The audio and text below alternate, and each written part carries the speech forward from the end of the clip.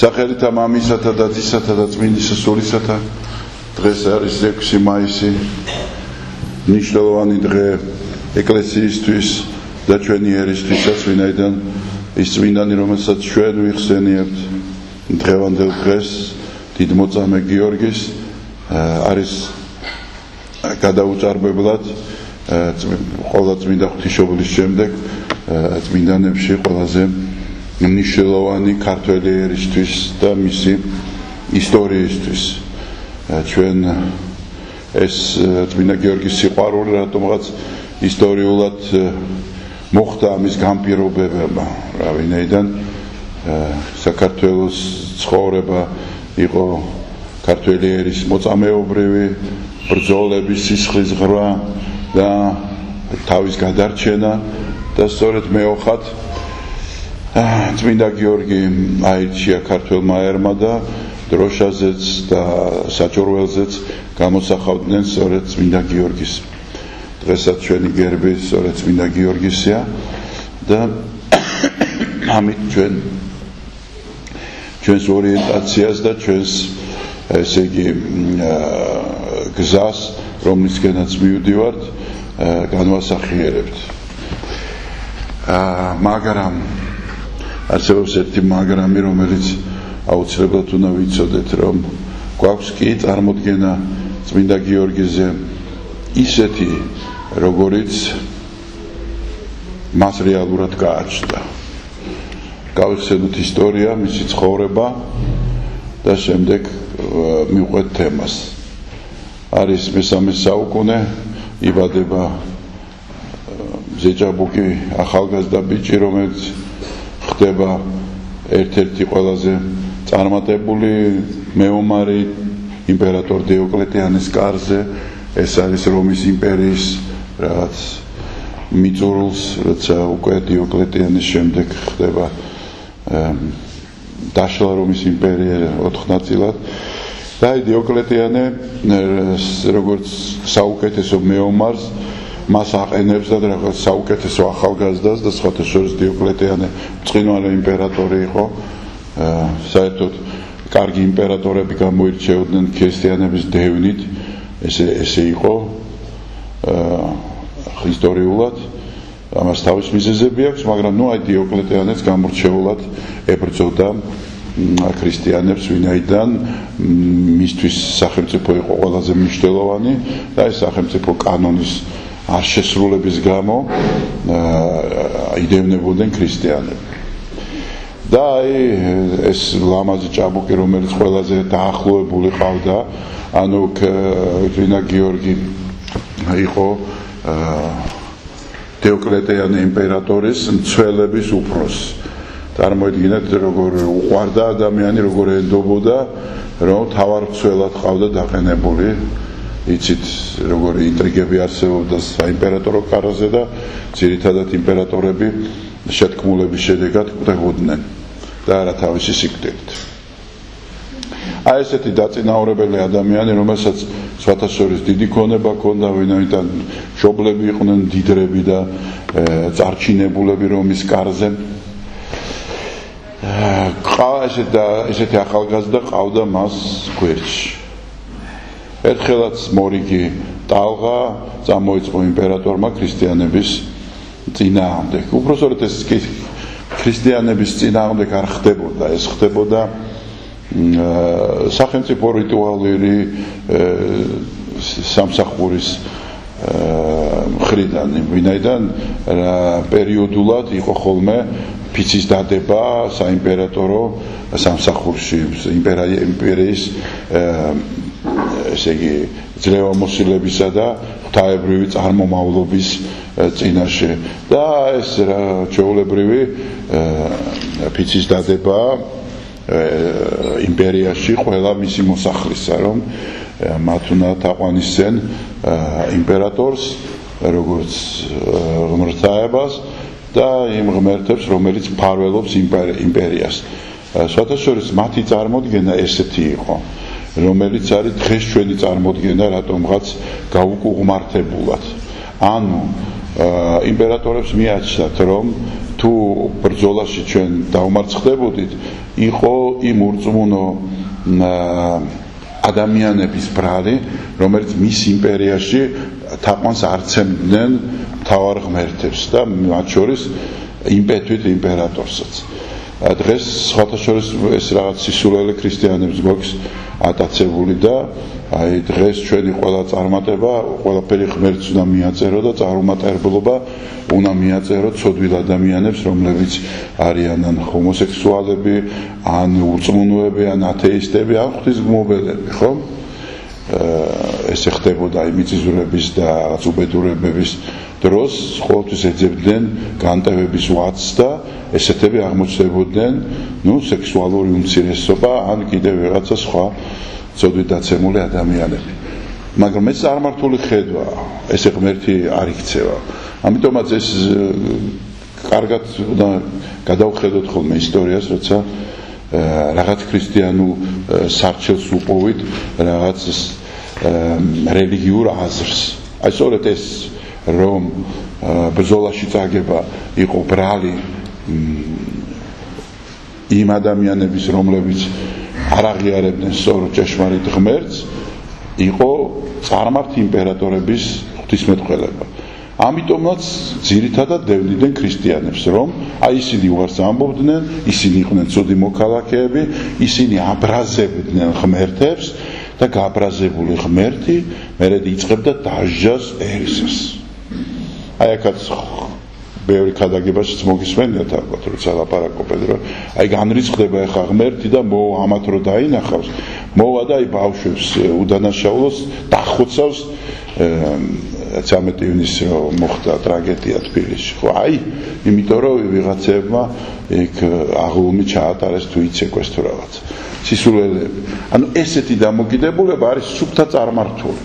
დავხედავთ ჩვენ აი ისტორიას რო გადავხედავთ, ესეა რა, ისინი იტაცებდნენ ამას, რა ღმერთი მოვა ეხლა და დაგშეს. საერთოდ უცებ მახსენდება აქ სახარების ერთი ადგილი, სადაც ქალაქში შევლენ, არავინ არ მოусმენს არც იესოს და არც მოციქულებს. თუ გახსოვთ და პატრია ეთქვის, რომ ხო არ გავაკეთოთ ისე როგორც ილიამო, რომ მოულინოთ ცეცხლი ამ ქალაქს, მაინც ფუჭი ხალხია, არც მოგვისმინეს არაფერი. და არა იცი რას ამბო პეტრე. არ იცი რა, რომელი სულისანი ვარ ჩვენ. მოკლედ აი რომელი სულისანი ვარ, ეს ქრისტიანებს ყოველთვის უნდა გვახსოვდეს. როცა ხმალის აღმართვას, ან დასჯას, ან რაღაცა უბედურებას ხვის თავზე, ესე იგი მოვითხოვთ. იმიტომ რომ ის აღმართული ხმალი, როგორც მაცხოვარი ამბობს, ისევე შენ მოგხვდება.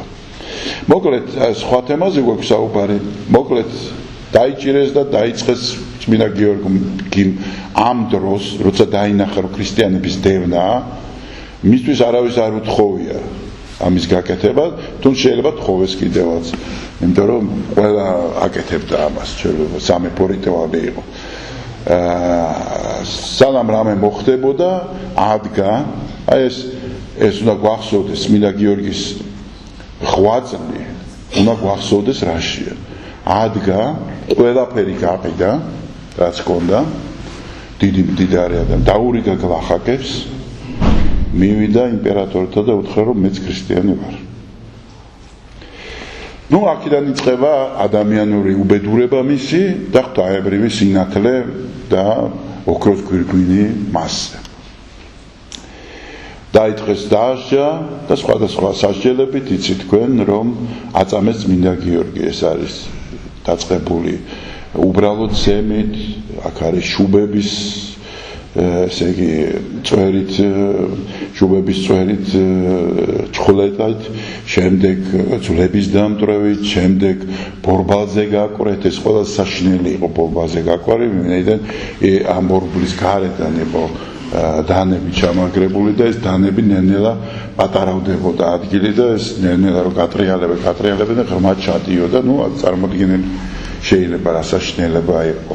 ხო, მერე ლოდის დადება თავზე, გუნკერზე, მერე კირის ორმოში ჩააგდება, ძალიან ბევრი, როგორც გადმოცემით ვიცით, 8 სახის სხვადასხვა უმძიმესი ტანჯვები იყო, თუმცა ამ უბედურების შემდეგ ის საოცრად სასწაულებრივად იყო განკურნებული. იმიტომ რომ 8-იც უკვე კლავდა ადამიანს და 8-მით უმეტეს, ხო? და აი ხანახან გვიკვირს ხოლმე როცა ვლაპარაკობთ რომ კი მაგრამ ითვერ იწმუნა ამ ადამიანმა ხო ხედავ ადამიანს წაწამებაც ვერ კლა უბრალოდ რა და იქ როგორც დღეს აი ისევ ქრისტიანებსაც და როგორც ჩვენთან არის სასწაული მართალი და არის სასწაული ტყუილი შეცხოვა და აი ბოროტის სასწაულია აი ეს არ არის სწორი იმათაც ესე ქონდა და იყო ისინი ამბობდნენ რომ ეს რაღაცა თან სასწაულები ბევრი ხდებოდა მაშინ ეს არ იყო ესე ძალიან განდგომილების ხანა ყველას რაღაც მოლოდინები ქონდა და იმდენად დარწმუნებულები და მორწმუნენი იყო ხალხი რომ უფრო მრავალრიცხოვრივი იყო ეს სასწაულები და აი ამათაც ჯეროდათ რომ რაღაც მოგვების შავი მაგიის მაშინაც იყო შავი მაგია და რაღაც ეშმაკების და უბედურებების იმათ არ ეგონათ რომ ხა თავისი ღმერთები და კერპები იყვნენ ეშმაკები იმათ ეგონათ რომ ღმერთები იყვნენ ეხლა ჩვენ ვეძახით ეხლა ეშმაკს აპოლონს და დიონისეს თორე მათთვის ისინი ღმერთები იყვნენ და ეთაყვანებოდნენ მათ და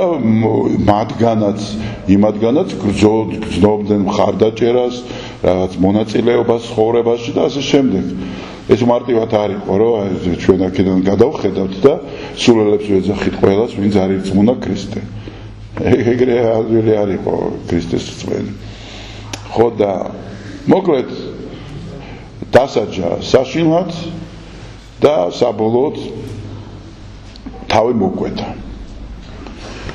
ეს იყო საბოლოო სასჯელი თავის მოკვეთა რომ დაესრულებინა და ესე წმინდა გიორგი დაასრულა თავის ცხოვრება ესე მარტივად ადამიანურად საშინლად მაგრამ საქმით და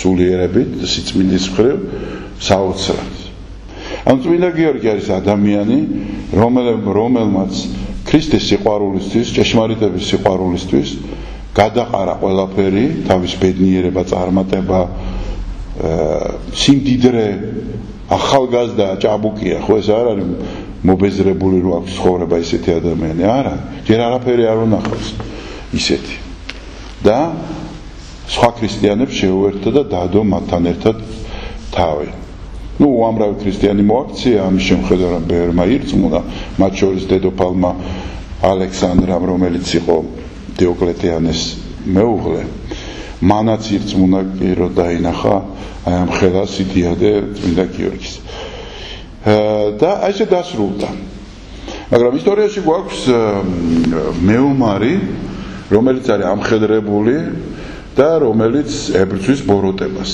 გველეშაპი როგორც ბოროტების სიმბოლო ამ ბოროტებას ებრძვის ეხლა ჩვენ ამ სახეს ვიღებთ და ჩვენს სასარგებლოდ ვიყენებთ ჩვენს გვინდა წმინდა გიორგი დაგვეხმაროს რომ ბოროტება დავამორცხდეს ბოროტება არსებობს სხვადასხვანაირი ძირითადად ეს არის შენი მოწინააღმდეგე პირადი მტერი შენი მეზობელი უზდელი მანქანაზე ცუდად მოსიარულე ძღოლი სახელმწიფო ოპოზიცია რაც გინდა დაარქვი რასაც გინდა დაარქვი ბოროტება სულ ჩვენ გვინდა რომ წმინდა გიორგი იყოს მებრძოლი რომელიც აი ესე ბრძოლით და შუბით და מחვილით დაამარცხებს მოწინააღმდეგეს ხო და ფარებზეც თქვათ მებრძოლებს ჰქონდათ წმინდა გიორგი გამოსახული იყო თქმულებაც კი რომ დავით აღმაშენებლის დროს დიდგორზე გამოეცხადა წმინდა გიორგი და გაჟლიტა რაღაცა ხალხი რაც სრულიად ამოვარდნილია ქრისტიანული ფასეულობიდან წმინდა გიორგი შუბი გადადო და თავი დადო და მე მოვიდა თორმე და დაუწყო ჟლეტა ურწმუნოებს სრულიად წარმოუდგენელი. ნუ ეს არის ლეგენდები ადამიანური, როცა უნდათ რომ გაამხნევონ ჯარი. ჯარის გასამხნევებლად კარგი თემაა, მაგრამ როცა სერიოზულად საღვთისმეტყველო დაფიქრდები ადამიანი, ეს წმინდა გიორგი არის გზა, რომელსაც უნდა გაჰყვეს. დღეს მაგალითად სახარებაში წავიკითხეთ მიძღვნილი მოწამეებზე ნაწილი იოანეს სახარებიდან, სადაც ნათქვამია, რომ მე თუ მდევნეს, თქვენც გდევნია, თუ ხართ ჩემი მოწაფეები. თქვენ კი არ დევნით სხვას. სულ ერთია ვინ არის ის. შენც გდევნია. თუ ხარ ჩემი მოწაფე, შეუნა გდევნო. აი სადამდე შეიძლება გდევნო. სადამდე და აი აქამდე. როცა მოგაჭრიან თავს. შეურაცხყოფას მოგაყენებენ. დღეს სხვა დევნის ფორმებია, ხედავთ ხო, გარეთ რა ხდება. ფორმები უფრო დახვეწილია, უფრო განსხვავებულია. დღეს ვეღარ ხდება ესე, რომ თავი მოგაჭრა. მაგრამ თავის მოჭრაზე უფრო დიდია, როცა გასირცხვილებენ და საშინელებებს გეძახიან ქუჩაში და რის გამო თვითონ არ იციან და ვერ ხვდებიან რას აკეთებენ.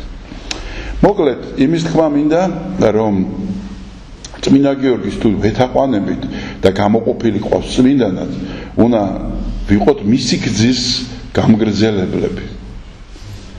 და სხვათა შორის, რომ ვიცოდეთ, როცა მეოთხე საუკუნემდე სანამ კონსტანტინე იმპერატორი გამოაცხადებდა სახელმწიფო რელიგიად ქრისტიანობას, ადამიანი, რომელიც იყო მოსანათლი, თუ ის მეომარი იყო, ანუ სამხედრო პირი იყო, მას აუცილებლად უნდა დაეტოვებია სამხედრო სამსახური. იმიტომ რომ წარმოუდგენელი იყო პირველი ქრისტიანებისთვის, პეტრეს ეკადაგა ქრისტე, მერე ამდგარი იყო და ვიღაცა მოეკლა. მერე მონათლული იყო და დასულიყო და ჩაეხოცა ხალხი, ბრძანებების შეესრულებია, ხედავთ.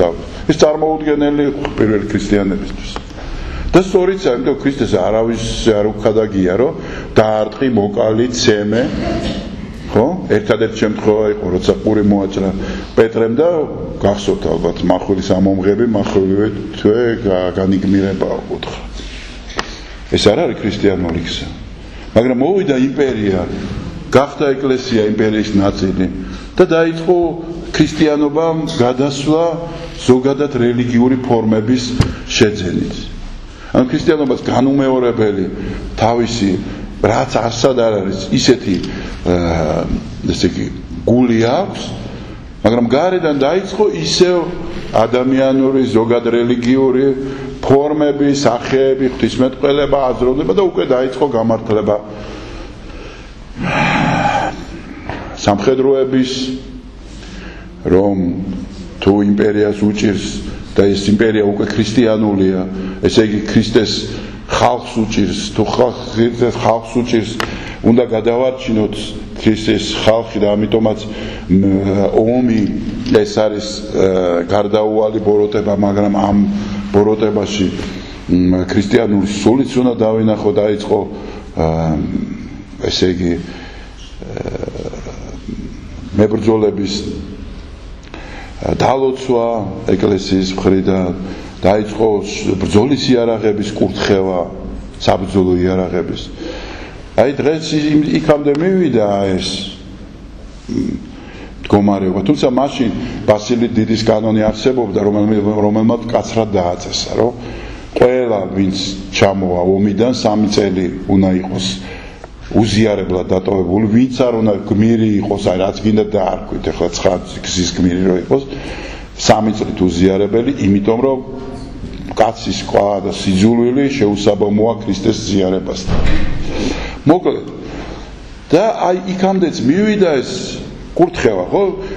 აკურთხეს ფარი, აკურთხეს შუბი, აკურთხეს ხანჯალი, აკურთხეს შემდეგ აი ეს ქვების სასროლი, იმ დროის მასიური იარაღი, ცეცხლოვანი ქვები მოდიოდა და 1000 რაღაც იარაღები, ნუ ახლა საწვალებელი, საწამებელი.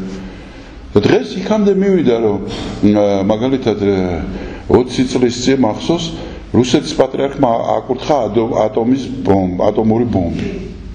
აი წარმოგიდგენთ, ატომური ბომბი აკურთხა. ხო და ისიც ამართლებს ამას. მე თავდაცვისთვის გვინდა და იმიტომ ვაკურთხე, რომ არასდროს არ არასდროს არ გაისროლოს ამან და არ გავარდეს და რაღაც უბედ, მაგრამ თუ დაჭირდა სიწმინდის გადასარჩენად ამის გაკეთება, უნდა მოხუცოთ ხალხი, აბარა. და სიწმინდეს რა არის სიწმინდე, მე განსაზღვრავ. ესმით განგისაზღვრავ თქვენ რა არის სიწმინდე. და ვინც ამ სიწმინდეში არ ჩაჯდებით, მე მოვალ და გასწავლოთ ჯგუას, როგორ უნდა იცხოვროთ, რომ ჩაჯდეთ ამ ნორმებში, რომელსაც მე დაგიწესებთ.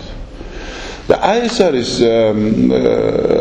ქრისტიანობაში შემოპარული ბოროტება, რომელიც უკვე ქრისტეს სახელით ხდება ერთმანეთის კლაშ, ლეტა, ლანძღვა, გინება, ბილწიტყვაობა და ამცირება, გათელვა ადამიანის, ღირსების შეურაცხყოფა. დღეს რამე დარჩა წმინდა საქართველოში. ძნელი ამოსაცნობია ხალხში. თუ გვაქვს ჩვენ რაიმე წმინდა დარჩენილი, რომ არ წაგვებილწოს. არა? აი რაღაცა რა არის საკრალური? არის საკრალური ისეთ რამ არის, თქვა მეტაფიზიკოს რო შევეხოთ, რასაც ადამიანი აღარ უშვებს. რუბიკონია შენ სხვა არის, ამის იქით აღარ გადავდივარ.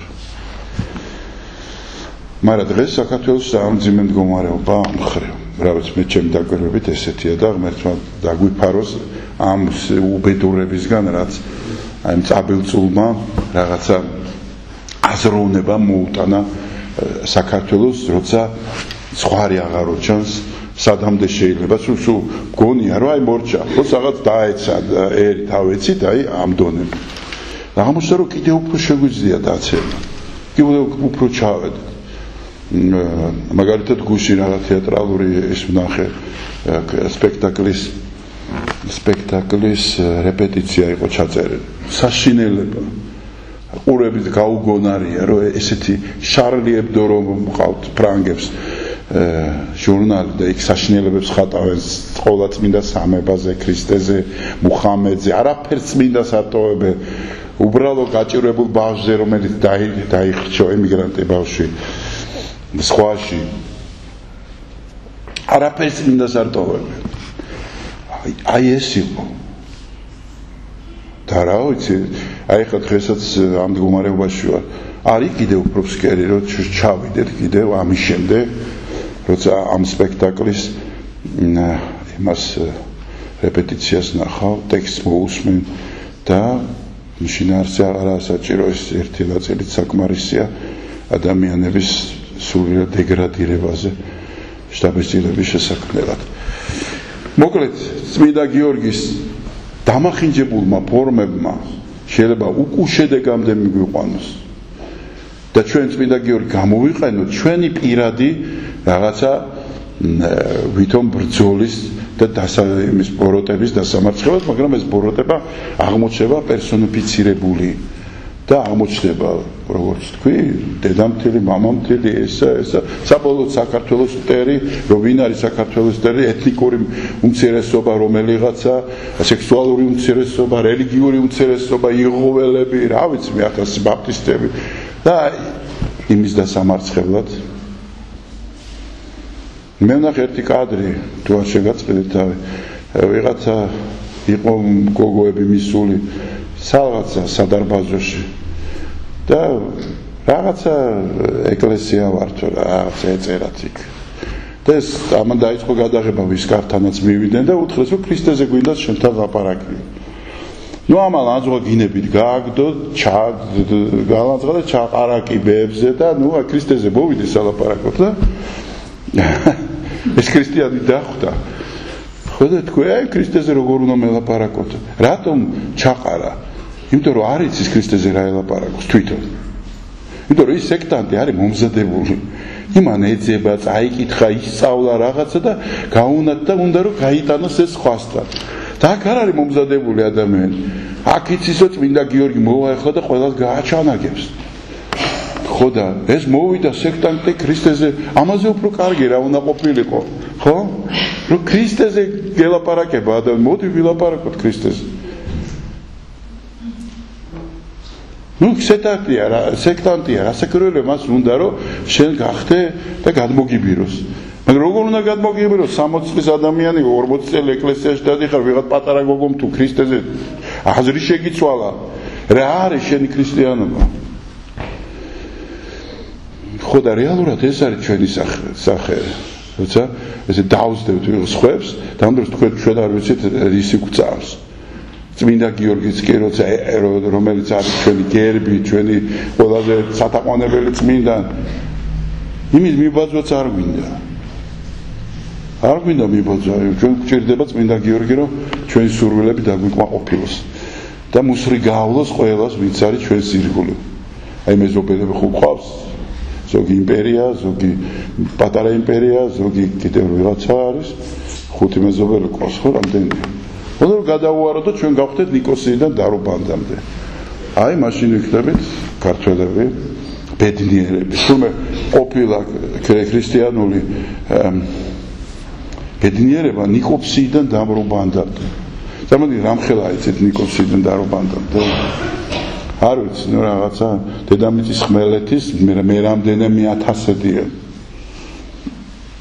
ეს არის ბედნიერება მაშინ რატო ებრძვი რუსეთს რომლისთვისაც ზუსტად იგივე ტიპის ბედნიერები დედამიწის მე-6-დი აქვს მაშინ რას ერჩი იმასაც უნდა რომ ნიკოსიიდან დარობანდამდე შენ თუ გაქვს იმას უნდა იაკუტიიდან რაღაც ვენამდე გქონდეს იმპერია თუ იმპერიაშია ბედნიერება თუ შენი ქვეყნის სიდიდეშია ბედნიერება მაშინ რას დაძდება ამ იმპერიას თუ შენს გინდა იმპერია გახდე და შენი მიზანი თორმე იმპერია ყოფილა და თანამას ღვთისმშობლის წილხვედრა წმინდა გიორგით და რაღაც მთელი ამბებით ამას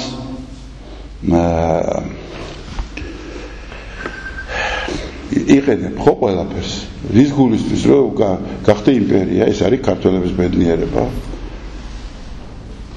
არ არის ეს ქრისტიანული ბედნიერება ეს არ არის ქრისტიანული აზრი ბედნიერება არის ნეტარება რომელიც 9 ნეტარებაში გამოგვიგზავნა მაცხოვარმა თავისი პირით გვაუწყა ნეტარარიან გლახაკნი სულითა ნეტარარიან დერნუნი ნეტარარიან გლოვარენი ნეტარარიან შვიდნი ნეტარარიან შვიდობის ყოფილნი აი ნეტარება რა თქვა ნიკოსიიდან დარობანდამდე სადაშორის ვისაც უნდა ნიკოსიიდან დარობანდამდე ებრაელებმა სწორედ ისინი იყვნენ ვინც ჯვარსაცვეს მაცხოვარი იმიტომ რომ არ უნდა სხვა ნეტარება გარდა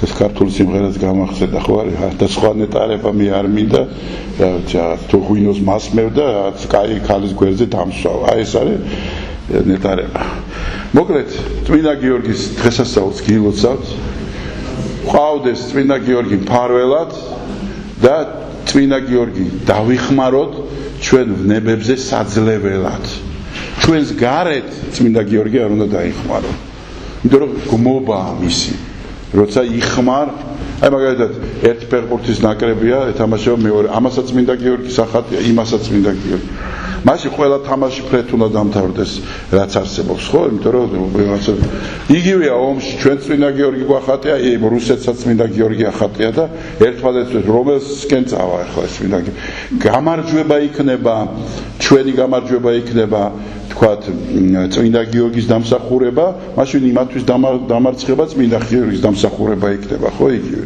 ნუ აი ეს სისულელეა ესეთ მდგომარეობაში შესულა ყველაფერი რასაც ქრისტე გვასწავლის პიროვნულ სრულყოფილებისთვის და არა გარე პრობლემების მოსაგვარებლად ჩვენი თავზე საძლეველად გვინდა ყველაფერი წმინდანებით ქრისტეს მადლით ნეტარებაც და სხვა დანარჩენიც მართლა და